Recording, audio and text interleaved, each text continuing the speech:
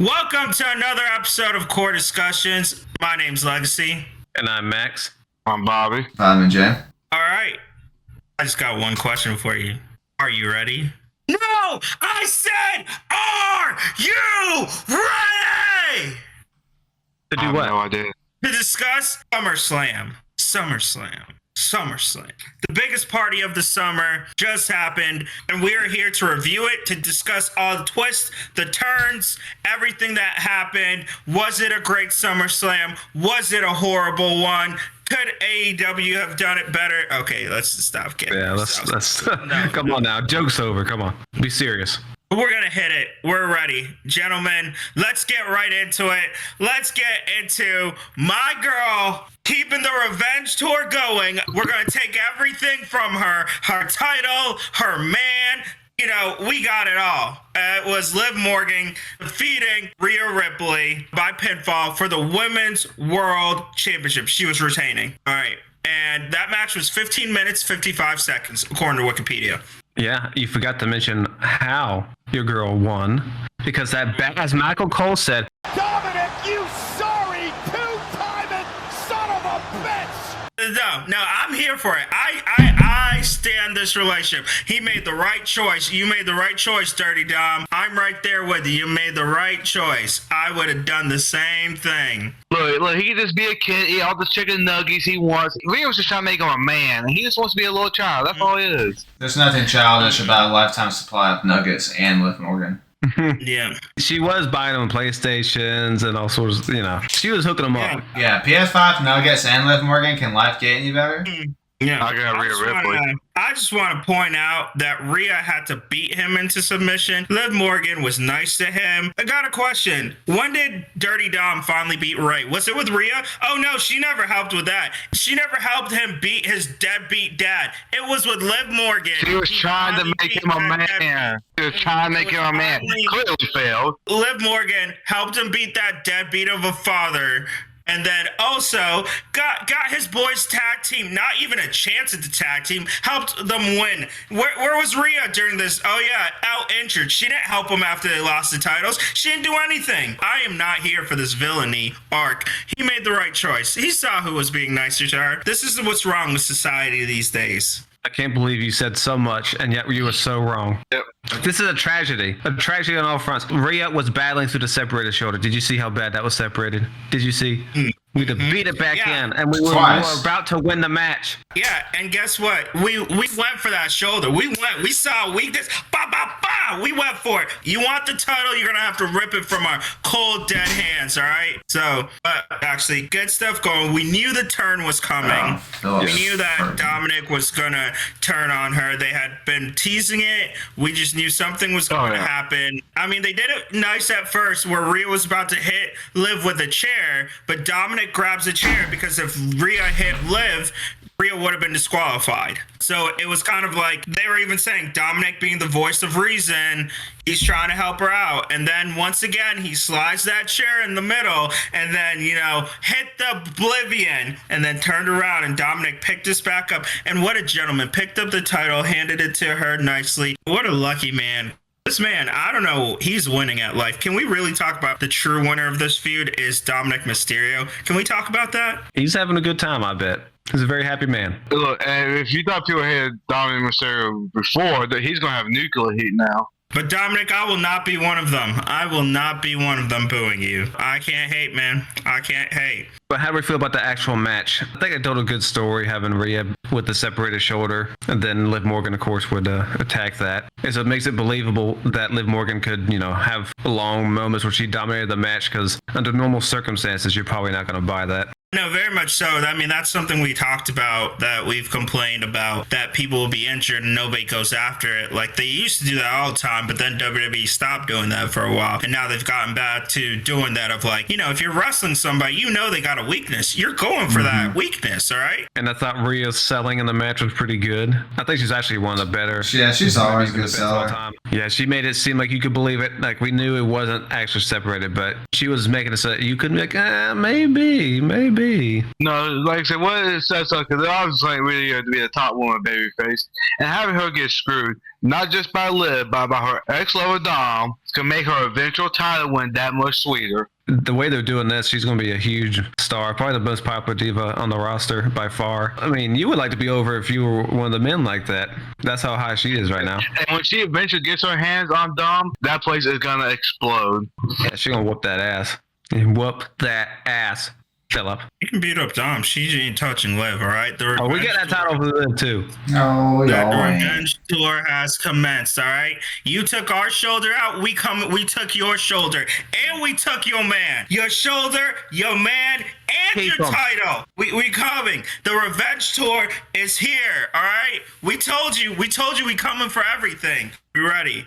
Hottest new couple in WWE, all right? We broke up the Judgment Day. We broke it up. Yeah, but no, it was a really good match. Very good story. We're going to go into our next match. It is going to be one of the new big things, somebody we have been raving about. We could not wait till he finally got his shot in WWE. It was Braun Breaker defeating Sami Zayn for the Intercontinental Championship. The match time ran 5 minutes, 40 seconds. Yeah, I was very surprised that this match was so short. I thought they would have given him at least 10 minutes, but I was fine with it. I was fine with it because it was kind of like, oh, Braun Breaker learned from his last match, and he's like, nah, I'm just going to beat him into submission. He took it easy on him last time.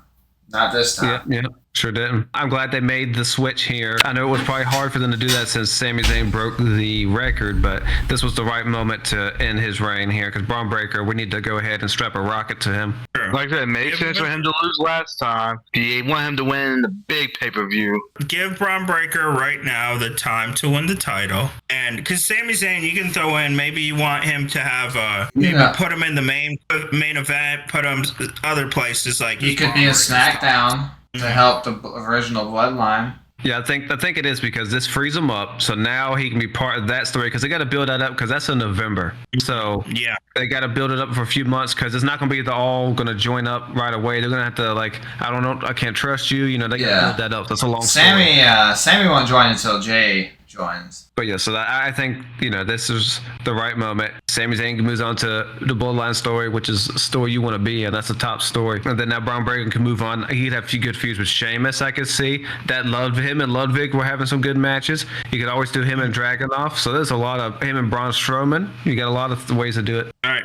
We're going to go into the next title. It was the United States title. It was 12 minutes long match. It was L.A. Knight. Yeah. Defeating Logan Paul with Machine Gun Kelly. When he brought out Machine Gun Kelly, I knew his ass was losing. I was like, you are not winning this match.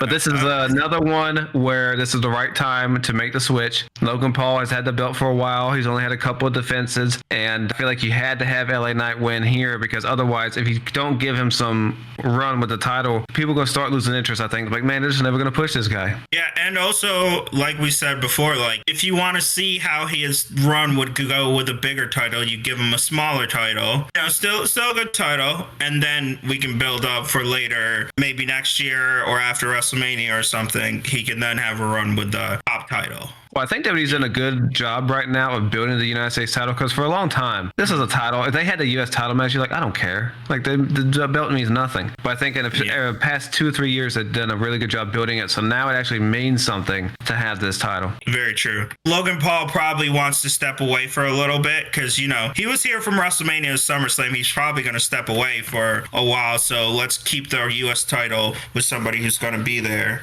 I will give Logan Paul, he did that one. Cool. He had a really cool move off the ropes. That was really good. That was so smooth. When he did that, Jake and I were like, whoa. I was like, oh my god. And he didn't even have to gather himself on the ropes. No. I'm no fan of Logan Paul, but I do have to respect how seriously he has taken wrestling. He's really taken it to no, I actually want to be really good at this. So I really have all the respect in the world for him in that part. Yeah, he's done a good enough job to where I'm actually respecting him as a wrestler. As a person, I don't care. He has had 0 bad matches. That's how good he's been. A lot of people online complained about the finish of him getting hit with the brass knucks, but I'm like, it was like a jab, if anything, so it wasn't like he hit the haymaker. Yeah, no, that wasn't like a good punch. That was like a little, quick little thing. It would hurt, but come on, that's not a knockout blow. Yeah, he's stunned. I liked it, the counter to the BFT. I thought it was nice. Yep, and the crowd ate it up. That crowd was going to be deflated if LA Knight lost. Yeah, they're gonna be please pissed. have them win. Yeah, they would not have had a good time. Cleveland, do not mess with Cleveland. Speaking of Cleveland, they were booing the shit out of the hometown boy logo. And he was wearing Browns gear. So, I mean, there's nothing more pathetic than Browns fans watching someone wearing their colors losing their stadium. So, they're used to it. Yeah, they are used to it. Oh, yeah. Panthers fan talking trash. Well, man, that's bad news. Sure. All right. We're going to go into the next match, which was another great match. Was none other than somebody we all have said has had her best run of her career since she's come back. It is none other than Queen Nia Jax winning the Women's WWE Championship over Bayley. Nia has knocked it out of the park ever since she's returned. I wasn't like... I didn't even rate her, honestly, when she left the first time. Didn't even rate her. But ever since she come back, she's put on a great job as a heel, and it's worked out. So I'm glad they rewarded her with the title reign. They should have had the Annihilator / Bonsai Drop Beer finish the whole time. They should have done that. I don't know if maybe she just recently thought of that, or maybe she tried in the past and maybe somebody Vince said no. But she's gotten that over. When she hits it, people are like, damn, that's a wrap. They got a good one on Lyra Valkyria, and then I love the finish to this match. I loved it. Before we go to the finish, we have to really give shout out to our girl Bayley, who with that power bomb she did. Oh my gosh, that was quite the feat. She held her in place. She held Nia. And took 5 steps. Yeah, that's gonna go down in history right there. That is very impressive. And that's what for a second I thought, oh crap, is Bayley gonna win this after that power bomb like that? It was quite the feat. A lot of people are pissed at the finish because, like, if they just don't like Nia Jax. When I watch wrestling, I don't think about the wrestlers' personal views. No. I treat them as if they're characters or something. Yeah, I treat it like a TV show. So it's a character. I don't have to associate it with the actual person. It's different. So I think another reason people didn't like it is because they wanted Bayley's title reign to be a little better. It has been pretty underwhelming at the WrestleMania. So some people wanted it to maybe go a little longer to kind of maybe rectify that. But I think, and again, this was a fine time to make the call here. And now you set up the dynamic between her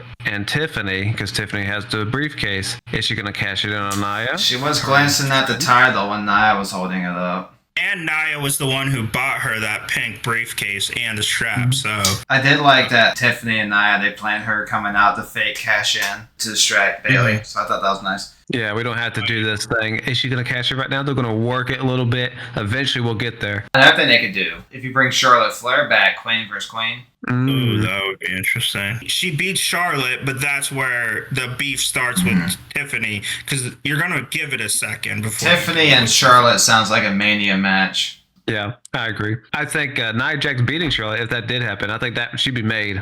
Like, this would solidify her. She's always going to be over. So I think that'd be good. And, like, again, with Bayley like this doesn't hurt her. And Jacob mentioned the finish, so I thought that made Nia look like a badass. She did it twice, hit the Yokozuna pose. I mean, that's a good visual right there. Well, like, first she wore her out with the power bomb, and then it's like, oh, I'm just putting the stamp on this one. Crowd popped pretty big when she got up for the second straight Annihilator. Just letting everybody know, this is it. We done. I'm ready for her reign. We're going to go into the only non-title match. It went on for 17 minutes. It was Drew McIntyre defeating CM Punk with Seth freaking Rollins as special guest referee. I was kind of disappointed in Seth's referee up here. I thought it was going to be way more ridiculous. But then it was shown that they were paying homage to the 1997 SummerSlam match is what they were doing. So that's why they went with that. But, Seth, you expect a little more. Oh yeah, no, the attire was very tame for Seth. I'm glad it was tame, because it would have been distracting. But I thought he did a good job refereeing in his match. Some people complained that he was a distraction during the match, but I'm like, this whole thing has been built. Yeah, they hate all three. All three hate each other. So of course he's like, I liked at the beginning. He was like, just letting them attack each other. At first he stopped for the 5 count, but then as they were beating each other out, he wouldn't even count when they were outside. And I liked the build up to where Drew McIntyre finally brought in a chair, and then Seth had that little eternal struggle. Do I let him use it or not? And he said, yeah. He said, go ahead. And then he's like, oh, no, wait, never mind. And he yanks the chair. Also, shout out to the announce crew. They also brought up the fact Seth stopped counting. Also we're like, oh, he doesn't even care. He's just gonna let him go, which is what you should do. This is a grudge match. But they also built on Raw the past few weeks that Seth already said he's not going to make a count. He's going to do things when he wants to. So you had to expect this. So I don't see what the complaints are about. That just makes no sense. But for the match itself between Drew and Punk, I think Punk looks about in the best shape of his life. But the match itself was pretty good. They didn't, I might have expected a little bit more, but they're going to have a triple threat coming up, obviously. So I think they're kind of saving some of the stuff, better stuff. And also, this is Punk's first match back. You don't want to do too much now. He's a little fragile these days. Oh, yeah. And you felt the emotion. I like they brought back the friendship bracelet, and that would played a big factor into it, of even Seth Rollins picking it up and putting it on, and that pissed off CM Punk, and that ended up costing him. CM Punk was wearing Bret Hart colors. Bret screwed Bret, so you're saying CM Punk screwed CM Punk? Yep. Okay. Well, then Punk in full hater mode tells Seth, he's like, it might not always be about me, but it was never about you. That was a good one. Yeah, I did like that. But I think the story, they did a good job building the story. So like I said, setting up for a triple threat that's obviously coming at some point. And I think for the finish, having Drew McIntyre go over, I think that was another good call because Drew McIntyre cannot lose this match. I was worried that they were going to make him, but I was like, he has to win this one. He needs something. He's lost so many times. You can't give CM Punk this as well. Yeah, obviously, probably Punk's going to win the feud, but still, at least get, Drew McIntyre can at least get over strong. I imagined the triple threat. I wouldn't be surprised CM Punk won the triple threat. But yeah, Drew needed the win, especially after losing over and over again. Because if Drew lost this, then he would have had to win the triple threat. So yeah. He needed something to go back. See, I know I'm winning. I beat CM Punk. Now he can always say that. And they did show that that Drew is not done with Punk because afterwards he took the bracelet back. Yeah, what a hater move. I did like that. I was like, oh damn, he took it back. He's like, nah, I'm keeping this. But gentlemen, we have to bring up this troll job he's been doing. That's just been on fire. This trolling that Drew McIntyre has been doing. I mean, his Twitter game. With Jungle Boy. I don't know if he's got a team of people helping him on Twitter. There's no way one person can be this good. I know. No one person can be this savage. Oh, yeah. No, this is good. The vitriol, this man, it's been good. I was to say, this is well done. All right. Well, let's go into our sixth match. It was for the World Heavyweight Championship. It was none other than the Ring General, Gunther. And it's Gunther, not Gunther. All right? It's Gunther. All right? Please get it right. He's even said that's how you say his name. It's just annoying. I'm going to say it now. Gunther. I thought this was a pretty good match. This match finally was the match that made me see Damian Priest as potential main eventer. I think he needs to ditch the singlet, and because he looks big, he looks beefy, so I think he needs to go shirtless. It was a good look. When he pulled the straps down, the ending with this, it was good. I liked it. Man, you see Gunther's chest was bleeding and all that? Yeah, it was like two overhand chops from Priest, and I don't know if it was maybe his fingernails, just the force of his slap just bursted it. But yeah, that was a good visual. This is one I gotta give him credit for the promos they've dropped. Gunther's promo of really talking about the Ring General, bringing prestige back to this title. Damian Priest is nothing but street trash. Really pushed that villain. But the others, several of them had been brewing since WrestleMania. This was the one that didn't start till King of the Ring. They're really pushing why you need to pick a side, especially as they're trying to do this big Damian Priest babyface turn. You really had to. But Gunther really did a good job of making himself really the heel in this. No, they've done a good job lately of building Damian Priest as the babyface because, not too long ago, he was a heel. So it's only been fairly recently they've done it, and they've done it pretty well. And they actually did a good enough job because before they started the feud, when we knew the match was made, I was like, Damian Priest ain't stand no shot at winning. But they did a good enough job in the feud where you're like, well, they could have him win because Gunther's been putting him down as street trash. Do they want to put Priest over as this big babyface like you were saying? That would be a good way to do it. So I thought he could have won. And honestly, I wasn't expecting Finn Balor to screw over Damian Priest in this match. I was. I thought they were saving that just for a little bit later. Now, once, especially with Dominic turning, I'm like, oh, they're dropping Rhea and Damian tonight. Yeah, I had a feeling because people kept saying, but once the second that Finn said sorry in that segment, I'm like, oh, he definitely screwing him. That sorry is first. No, I'm about to screw you over. That's what I'm sorry about. That wasn't about, oh, I'm sorry about the way I acted. I was like, oh, he's 100% getting screwed. I only had one critique was when they hit the second south of heaven and then he rolled Gunther goes into the ropes. To me, that did take away a little bit from the finish because then it was like really obvious what was going to happen. Because it made no sense why would Dave Priest rolling to the ropes. I mean, but yeah, well, he didn't have to roll him even that far. I know he rolled him further than he needed to. Yeah. Yeah, Finn got his whole leg. Like he could have gone a lot. He could have just rolled him a little. We might not have noticed it. But yeah, I know the same thing. I'm like, man, he rolling him kind of far. Like you didn't have to go that far. Yeah. But it is interesting now where they go with Damian Priest. Obviously, I could maybe see him and Rhea versus like a Finn and Liv or something like that building up.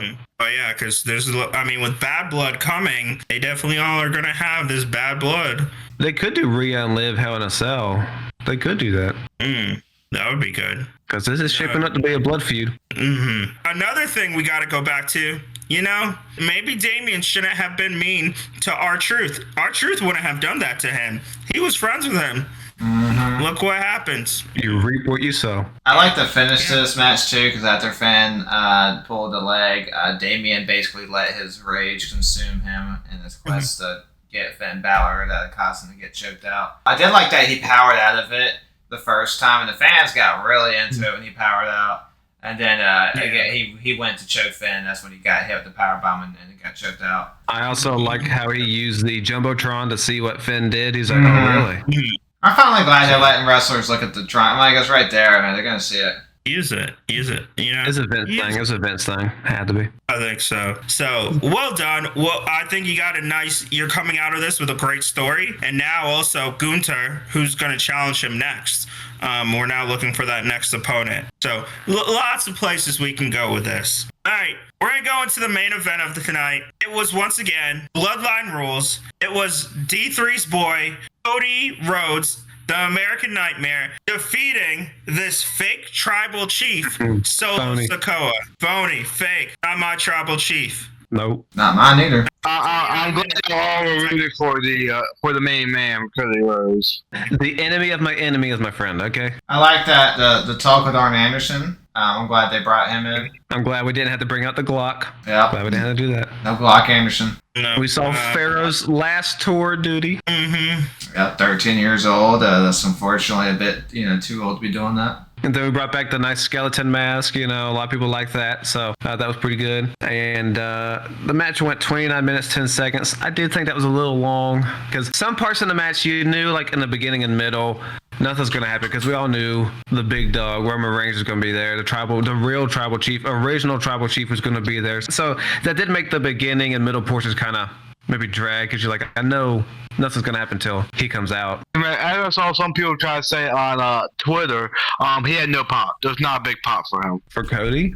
No, for Roman. Oh, for Roman? The Uwa was one of the loudest crowd reactions I've heard in quite some time. And you gotta remember, this is a stadium, or not a stadium, yeah, this is like a football stadium, so the air doesn't do the same way as it does an arena. 50 if plus this was thousand. in an arena, whoo. Because we all have been waiting for it and waiting for this moment. Can I tell you a personal story? Yesterday, we were watching this. I was watching at Jacob's house. I brought my kid, and his son was watching it too. You should have heard these kids when Roman Reigns came out. They were freaking out. Yes, Roman, he's back finally. But you remember around WrestleMania? Yeah, exactly. Oh, yeah. Now they're trying. Oh, now you're happy to see your tribal chief. Now you're happy. Yeah, they're a bunch of turncoats. They're a bunch of front runners is what it is. No, I want to say something because all these Roman haters, and I'm talking to you, D3 too. See, you didn't respect the tribal chief when he was here. You thought it was all fun and games. You thought what he did was easy. Anybody could do it. Then you got a taste of Solo, and then you started missing him, and you started saying, you know what? That Roman guy wasn't that bad. Where's he? Can he come back? The Solo guy just does whatever he wants. Let's just hurt people whoever we want. Roman had a way about him, about business. It was about, hey, I only inflict pain on the people who I'm facing. I'm not going to run crazy. He kept things calm. Everyone knew the pecking order when he was the champion. But no, I actually thought they did a decent job in this match of building Solo a little bit because he kicked out of the crossroads. They gave him some pretty long stretches where he dominated the match, so they didn't kind of treat him as like a third rate. So I actually like that. But we all knew he was going to eventually run in with the Kevin Owens and Randy Orton. They were going to come in, especially after Orange said that, you know, he's got some friends. We knew, okay, who else has been involved with those guys? And so that was fun when they started doing that. Then Jacob Fatu came out, and then he splashed Cody, right? Yeah. And a lot of people online, because of the way he sold it, were like, oh, he's hurt. And then I've read reports it was a planned spot, which we all thought because that was the way they would write him out so him and Roman don't interact. He isn't a walking boot, but I think he's still he's selling. He's working. Well, even if he's not, it's not a major thing, so Yeah. it shouldn't impact anything. But no, it was smart for them to do that because you don't want to, I don't want to say waste it because it's SummerSlam, it wouldn't be a waste, but you kind of want to wait to have that moment between him and Roman because you're still building up Jacob Fatu as this animal, and which they've done a good job of, but I think it needs to go on a little longer before Roman can spear him or do whatever, you know? Oh, yeah. Yeah, because if he didn't sell the injury, Roman would have had to have, like, you know, not beat him up in some fashion to get to Solo. Mm-hmm. And I like the way that he was, like, angered after he was selling the injuries, like tossing chairs and stuff. I really also liked when Roman was walking away, Roman looking at Cody, and there was still like, and even Cody talked about it later, and he's like, yeah, there's going to be a round 3. I mean, of course they are. Yeah, building a story on top of a story. This will be the main event of another WrestleMania down the line. Not next year. I think maybe the year after. And also his shirt with the original tribal chief, kind of a new shirt they pulled out. Apparently, I think they said, what was it, $800,000 they made in like the first 2 hours of Roman returning? Yeah, because he's over. And now he's a full-fledged baby face. Everybody likes him now. Hopefully slotted as a number 2 babyface behind the one and only Cody Rhodes. I agree. No, he's over Cody Rhodes. I honestly think if they do it right, I think they could have a potential to make it feel like a Rock Austin when they had that third WrestleMania. I think they have potential there. Oh, true. Because especially now, we both got one. This is winner takes all. We're gonna prove who's the guy here. Oh yeah. I smell money. Also, can we talk about music? How did we all feel about the music? His new music. I'm just gonna take me a minute, girl on me. Yeah, I like the other one better, but this one's still not bad. It's the same one he used at WrestleMania. I was hoping to be a one-off, but it's fine. The other one was better. Yeah, that's what I felt too. And I also liked how he went in there. He speared Solo, which huge pop, by the way. But I like that he wasn't immediately like, hey, Cody, I'm your friend now. He's like, I see you. I may respect you, but I don't like you. I hate it when baby faces just like each other just because they're both baby faces. No, so great job there. Well-built moment. Yeah, some people complain that, it's predictable, but sometimes predictable is good. We have fresh champions, 4 new ones. WrestleMania 40 was predictable, and that was good. Yeah, new champions. Belts have changed around. I would say Triple H rebounded the last pay-per-view. Some questionable decisions we didn't like. This one, I can't find any fault with the storylines and the match results. I have no complaints. No, I thought it was fine. It was great. Before we go, the storytelling on this just keeps amazing me and how they just keep hitting. Like, Tony Khan is a match booker, but he does not know how to write a story. These guys are writing stories sometimes without half the people there at all, but they're making this great story, and they only have one person to use, but they're building both of them up to so much anticipation for when it happens. You're like, oh my gosh, thank God it finally happened. Then they're delivering. So well done on that, WWE. Another thing they did here was also they put over King of the Ring. Next year, when they do King of the Ring, you're like, oh, this matters because last year, both of the King of the Ring, Queen of the Ring, they both won the championship. So you did that too. So just helping things down the road here. So next year, King of the Ring's going to be bigger. Because I remember some people have won it, it's been like, okay, whatever, they didn't do anything with it. It's been a long time since the King of the Ring has mattered in WWE. The main big one I always remember is Booker T had a great run after King of the Ring. King Book, yeah. So yeah, let's go ahead. What did we rate this out of 10? What do we think? I give it an 8.5. My favorite moments were LA Knight winning, Drew McIntyre winning, and then of course Roman Reigns returning. Yeah, 8.5 sounds fair. Yeah, Roman's the highlight, but there's a lot of good things. Gunther, Damian Priest was good. Most of the matches were good. The worst match probably the same as Braun Breaker, just because that was so short. Every match had dexterity to it. Like, I care. There have been some SummerSlams. Like, again, we've even watched SummerSlams, WrestleManias, where we we're like, okay, this is just a filler match. But every match mattered. I will agree. 8.5. I also am with you. Obviously, the Tribal Chief was great. Drew McIntyre. Obviously, I'm gonna always say my girl Liv Morgan winning, but good stuff. My only nitpicks would be near the finish of the Gunther Priest match when they rolled him too much, and also the main event outside of Roman. The match itself wasn't the most enticing because we just know Solo's not going to win, but the match was fine. It was more of a build to something. The match wasn't really about the match. It was more about the it build. felt like Cena Miz. We knew the main. We were waiting for the Rock. D3, your thought? Yeah, 8.5, 8.75, something about that ballpark range. Okay, another great one. So let us know what you thought of this SummerSlam. Let us know what you thought of the biggest party of the summer. What were your top 3 moments of the night? Let us know what you think. Thank you all for liking, subscribing, sharing, all that. Again, my name's Legacy. And I'm Max. I'm Bobby. I'm Jay. And let the discussions begin. See ya.